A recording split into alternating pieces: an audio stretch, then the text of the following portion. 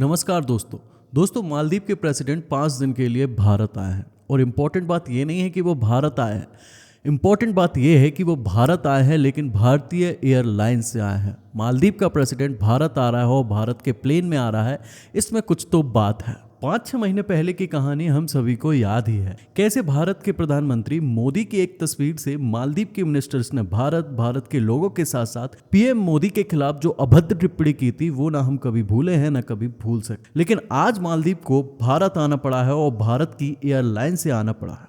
दोस्तों मालदीव का ये ईगो ऐसे ही कम नहीं हुआ है। आज मालदीव बैंकरप्ट होने की कगार पर है और ये मूडी जैसी संस्था ने कहा है, प्रिडिक्ट किया है, मालदीव कर्जे में डूब चुका है और इसके साथ साथ उसके पास सिर्फ 1 महीने का फॉरेक्स रिजर्व बचा है जिससे वो कोई भी चीज़ों को इंपोर्ट कर सकता है या अपने देश को चला सकता है।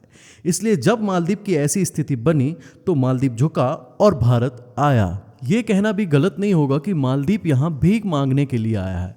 और जब मालदीव की ऐसी कंडीशन देखी पाकिस्तान ने और मालदीव के प्रेसिडेंट आया, भारत के आगे झुका और अपने ईगो को ख़त्म किया, तो पाकिस्तान मीडिया में फिर इस बात को लेकर बात होने लगे कि भारत की क्या पोजीशन है पूरी दुनिया में अपने पड़ोसी देशों को लेकर। तो चलिए दोस्तों अब पाकिस्तान मीडिया का वीडियो देखते हैं कि क्या बात करते हैं वो। भारतीय मीडिया जो है वो ये तस्वीर शेयर कर रहा है जिसमें इंडिया आउट की शर्ट पहनी हुई है प्रेसिडेंट मौजू ऑफ मालदीव्स ने।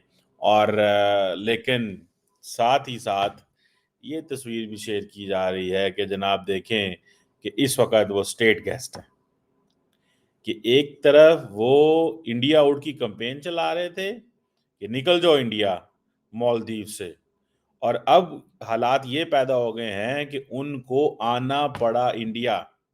मालदीव जो है वो इतना बर्बाद हो चुका है कि अब वो एक बार फिर से भारत से मदद मांग रहा है। आखिर वो मदद क्या मांग रहा है ये मैं आपको बताती हूँ। दरअसल मालदीव के जो टूरिज्म एसोसिएशन है उन्होंने भारत के उच्चायुक्त से मुलाकात की है और उन्होंने ये कहा है कि हमें आपकी मदद चाहिए क्योंकि कहीं ना कहीं हमारा टूरिज्म डिपार्टमेंट जो है वो पूरी तरीके से खत्म हो चुका है, पूरी तरीके से बर्बाद हो चुका है। सोने में सुहागा ये है कि भाईजान मोदी साहब ने जफ्फी नहीं पाई, मोदी साहब ने गले ही नहीं लगाया मौजू को।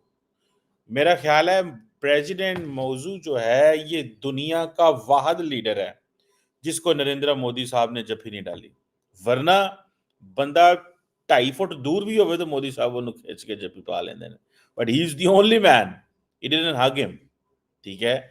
और अब ये देखें कि एक तरफ इंडिया आउट कैंपेन चलाई मोदी साहब ने, अब वो आ गए हैं।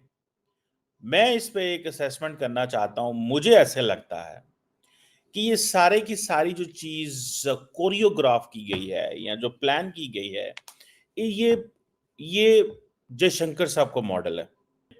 मोदी साहब उसको कह रहे हैं कि हम भूले नहीं हैं जो तुमने मेरे साथ किया था, जो तुम्हारे लोगों ने मुझे गालियां दी या तुम्हारे लोगों ने हमारे साथ बदतमीजी की, हम वो भूले नहीं हैं। तो उस मुल्क की value is not because of its own, उस मुल्क की value is because of India. जो सच्ची बात करनी चाहिए। सो इंडिया की जो वैल्यू है उसकी वजह से उसकी वैल्यू है। ठीक है।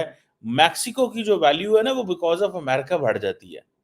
मैक्सिको की अपनी वैल्यू कोई भी नहीं है। कोई कौन है जो मैक्सिको जाना चाहता है होगा, लेकिन एवरीबॉडी वांट्स नोस कि भाई वो ये है तो वो थोड़ा सा ध्यान रखना पड़ेगा कि उसको करना है उसको। ठीक है जी।